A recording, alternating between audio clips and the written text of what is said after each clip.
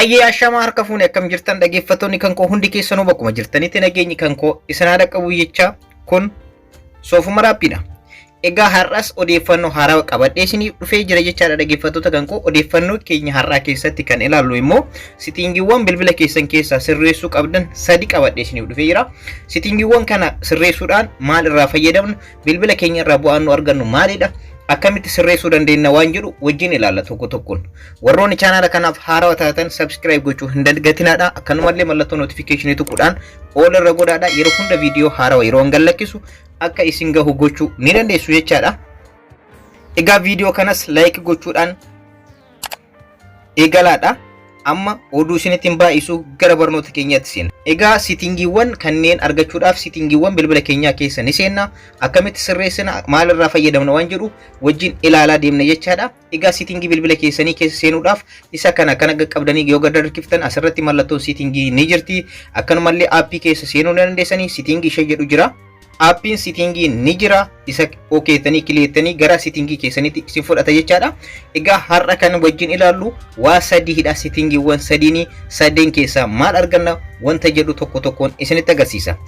Egaa jalqaba irratti kan ilaallu notificationidha. Notification jechuun beeksisa jechaadha. Beeksisa aappiiwwan adda addaa Imo irraa, Viber irraa, Telegram irraa, Facebook irraa wanta adda addaa social media itti fayyadamu hundi isaa notification qaba. Yeroo namoonni barreeffama adda addaa nuuf barreessu akkuma screen irratti argaa jirtan kan dhaggeeffattoota kan koo bifa kanaan beeksifni nutti baay'achuudhaan bilbilli keenyallee ni dhiphata, ni canaannaqama. Baay'ee ni rakkana jechaadha. Bilbilli keenyallee itti fayyadamni isaa waan itti baay'atuuf nu jalaa canaannaqamee itti fayyadamuudhaaf illee nu rakkisuu danda'a. Kanaafuu notificationiiwwan aappiiwwan kanneen akkamitti balleessuu dandeenya waan jedhu wajjin kan ilaallu ta'a. Egaa akkuma duratti isin jedhee notificationii amma akka isinitti agarsiise kanaan isinitti dhufuudhaan isin rakkise kana balleessuudhaaf aappiiwwan barbaadan keessaa balleessuu ni dandeessanii. Fakkeenyaaf kan Imoon barbaadan yoo ta'e kan Imoo, kan Viberan barbaadan yoo ta'e kan Viber, akkanumallee kan Facebookiin barbaadan yoo ta'e kan Facebookii balleessuu ni dandeessanii. Walumaa galatti illee notification hundinuu akka isin hin geenye bilbila keessan irratti beeksifni adda addaa isinitti dhufuudhaan akka isin hin cinqine akkanuma bilbila keessanillee akka isin jalaan dhiphifne gochuu ni dandeessanii. Kan akkamitti gootan wajjin ilaalla. Egaa bilbilaan itti fayyadamnu A31dha. Kanaafuu notification kan jettu ni jirti. Sitingii keessan keessa yoo seentan notification ishee jettu jira. Isii irratti kilik gootanii akkuma argitan aappiiwwan adda addaa isinii fide jechaadha. More kan jedhu jira. Isa okay yoo kilik gootan aappiiwwan bilbila keessan irratti argaman hunduu isinii dhufu jechaadha. Akkuma argitan ni dhufa. Egaa ammas dabalataa yoo barbaadan mallattoon V bakka kun kan asirratti argamtu ni jirti. Isee kilik godhuudhaan akkanumallee all kan jedhu kanarra godhaadha. Egaa aappiiwwan bilbila keessan irratti argamu hunda argachuudhaaf jechaadha. Kanneen keessaa kamiin notification yookaan beeksifni akka isin bira hin geenye barbaadani isa kamidha? Imoodha moo Facebookidha moo Telegram moo isa kamitti akka notification isin dhiphifne barbaadan waan jedhu isinitti agarsiisa jechaadha. Amma fakkeenyaaf kanneen keessaa tokko filadhee isinitti agarsiisu. Fakkeenyaaf Facebook kan jedhu asirratti yoo barreessuu barbaade Facebook isa jedhu kana fuulduratti on kataate jirti. Ishee kana balleessuudha jechaadha. Akkanumallee Messenger ni jira. Isallee yoo balleessuu barbaade asumatti on gochuudha jechaadha. Haala kanaan applicationota hundayyuu off gochuudhaan haala kanaan notification akka bilbila keessan irratti hin galle gochuu ni dandeessan. Kana jechuun yeroo hundayyuu haala kanaan fakkeenyaaf Facebook Lite kan jedhu kun amma onidha jechaadha. Notification kamiyyuu na bira gahuu ni danda'a. Kanaafiyyuu balleessuu barbaade isa asirra fuuldura jirtu kana isa on taate kana off godha jechaadha. Haala kanaan na bira hin gahu jechaadha. Egaa waan aappiiwwan hundayyuu akka notification isaa na bira hin geenye gochuu barbaade yookaan beeksifni kamiyyuu akka na bira hin geenye gochuu yoo barbaade as mallattoon V bakka jirtu kana ni tuqxanii itti aansuudhaan block kan jedhu jira. Block yoo gootan akkuma argitan aappiiwwan asirratti argaman hundi isaaniiyyuu block ni ta'an jechaadha. Block ni ta'an jechaadha. Kanaafiyyuu haala kanaan itti fayyadamuu ni dandeessu jechaadha. Egaa sitingiin notification kun bilbila tokko tokko irratti argamuu dhabuu danda'a. Yeroo baay'ee hin jiru bilbila tokko tokko irratti aappii sinda notification kan jedhu jira. Bilbila biraatiin immoo isinitti agarsiisu. Egaa bilbilli kun G2dha. Isa kanallee isinitti agarsiisu. Isa kanas sitingii bilbila keessanii keessa ni seentan dhaggeeffattoota kan koo sitingii bilbila keessanii kilik gootanii ni seentu. ergasii dakana dhuftanii dhaggeeffattoota kan koo aappii sendama notification kan jedhu jira isa irratti kilik nu gootanii akkuma duratti aappiiwwan barbaadan all apps kan jedhu jira all irra godhaadha aappii hunda argachuudhaaf jechaadha. Kanaaf iyyuu aappii notification isaa balleessuu barbaadan irratti kilik nu gootanii fakkeenyaaf anas kanneen keessaa notification akka na bira hin geenye gochuu barbaade Facebook dha yoo ta'e Facebook kana irratti aappii isaa irratti okay tanii dakana dhuftanii notification kan jedhu jirti isa kana irratti okay tan amma fakkeenyaaf kan koo off godhee jira kanaan dura notification na rakkisu hin jiru on gochuu barbaadan on gootanii haala kanaan jechaadha. Wanti hundumtuu isin bira gayaa off gochuu barbaadan isa kana qofa off gootanii block gochuun isin ilaalate jechaadha. Jiituu irratti haala kanaan fayyadamtanii jechaadha. Dhaggeeffattoota kan koo bilbila tokko tokkoon aappii tokko tokkoon haala kanaan off gochuu ni dandeessan jechaadha. Dhaggeeffattoota kan koo karaa lammataa immoo isinitti agarsiisu dhaggeeffattoota kan koo akkamitti bilbila keessan irra notification yookaan beeksifni akka isin bira gahuu hin dandeenye karaa lammataati kan isinitti agarsiisu. Egaa bilbiluma kanatti fayyadamee aappis isa jedhu yookaan aappis inda management jedha bilbila tokko irratti isa irratti kilik gootan aappis isa jedhu kana irratti kilik gootan ergasii aappii barbaadan jechuun aappii notification yookaan beeksifni sun isin bira gahu akka hin barbaanne yoo jiraate isuma irratti okay tan jechaadha. Aappii san irratti fakkeenyaaf amma asirratti argaartan jedhee yaada bootomii nan qaba bootomii kanarraa notification akka na bira hin geenye yoo barbaade isuma irratti okay dha. Ergasii notification kan jedhu jalqaba irratti jechaadha. Dhaggeeffattoota kan koo akkuma amma asirratti argaartan notification isa jedhu kana kilik gootanii ergasii akkuma amma argaartan show notification kan jedhu kana isa kana off gootanii akkuma amma argaartan block godhee jira jechaadha. Notification bootomii irra na bira gahu hin jiru yeroo ani aappii san qofa banee itti fayyadamuudha kan itti fayyadamu jechaadha. Egaa dhaggeeffattoota kan koo settingiin jalqaba ani isinitti agarsiisuu barbaade kanaadha. Egaa settingiiwwan kanneen yeroo hundayyuu ofirraa off gochuudhaan notification yookaan beeksifni bilbila keessan irratti akka isin hin jeeqne gochuu ni dandeessan.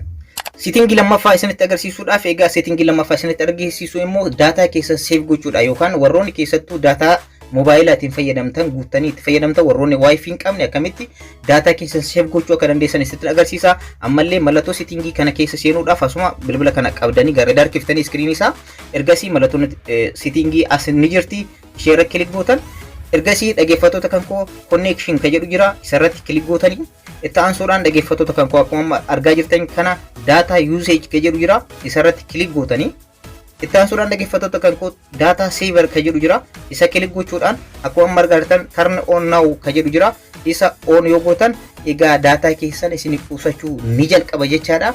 Isa kana garuu off yoo ka gootan ta'e dataan keessan isiniif hin qusatu. Kuni keessattuu warroonni tajaajilu warroota mobaayila keessan irraa data internetaa fayyadamtaniif baay'ee isin qarqara.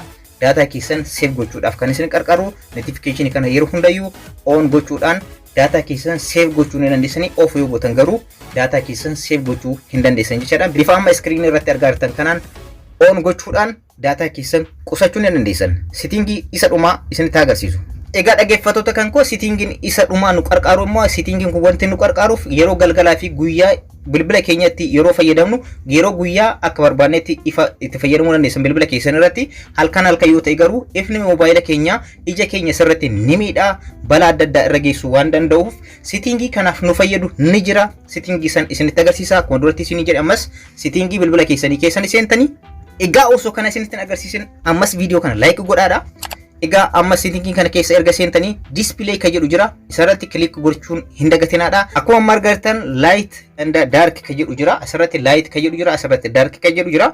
Egaa brightness bilbila keessanii haala kanaan xiqqeessuu dandeessanii bakka kanarra seentanii egaa isa kana keessa kan ilaallu garuu dark mode setting kan jedhu kanarra kilik godhaati.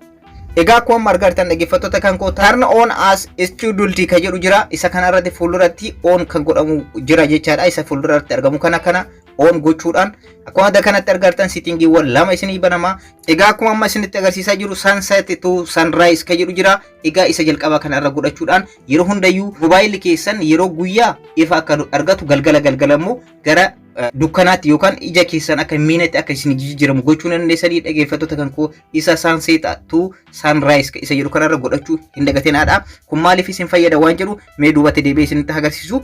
Fakkeenyaaf amma laayitii irra jira yeroo guyyaa haala kanaan isiniifa aduu yoo bu'e garuu ufuma isaatii automatically gara darkiitti jijjiirama. Dark kan jedhu kana argartanii fakkeenyaaf dark kan jedhu kana yoo gochuutan haala kanaan bifa kanatti isin jijjiirama. Iji keessan galgala isin jala hin miidhamu jechaadha. Garuu guyyaa aduun yoo baatu ganama irratti aduu yoo baatu ufuma isaatii automatically light irra godha jechaadha. Galgala yoo ta'e garuu gara daarkiitti yookaan gara gurraachaatti akka iji keessan hin miidhagneef isinii godha. Haala kanaan itti fayyadamuu ni dandeessanii. Egaa settingiiwwan qabadhee dhufe kanneen sadiini garuu tippii tokko isiniif haa kennu dhaggeeffattoota kan koo dabalata jechuudha. Odeeffannoo dabalata warroonni bilbila keessanitti fayyadamtan karaa salphaadhaan wanta kanatti fayyadamuu hin dandeessuun guyyaa bilbilli keessan akka ifu akka ta'u halkan immoo ifni mobaayila keessanii ija keessan akka hin miine gochuudhaaf egaa bilbila keessan qabdanii gad harkiftanii erga gad harkiftanii booda settingiiwwan kunneen isinii dhufu haala kanaan gara dabarsitanii gara dhumaarratti dark mode kan jedhu jira.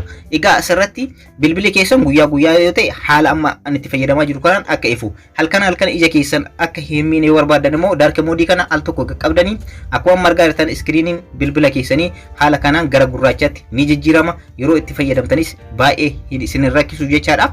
Haala kanaan itti fayyadamuu dandeessan. Fakkeenyaaf anam halkan waan itti fayyadamu fakkeesseera gurraachee jira jechaadha. Akkuma amma argartan ija koo baay'ee hin miidhu jechuudha. Garuu settingii kana akkuma argartan yoo on ka godhu ta'e yookaan al tokko qaqqabee yoo on ka godhu ta'e gara adiitti jijjiiramee ija kan koo ni miidha jechaadha. Haala kanaan ifa qabaata. Guyyaa haala kanaan itti fayyadamuu dandeessanii. Dhaggeeffattoota kan koo barnoonni har'a qabadhee isinii dhufe kana fakkaata. Barnoonni kun isinitti tole jedhee yaada. Warroonni chaanaala kanaaf haaraa dhuftan subscribe gochuun nagatinaadha. Akkanumallee mallattoo notification all irra godhaadha. Yeroo hunda viidiyoo haaraa yeroo an gallakkisu akka isin gahuuf akkanumallee viidiyoo kana like godhaadha. Yeroo biraa barnoota biraatiif wajjin deebina.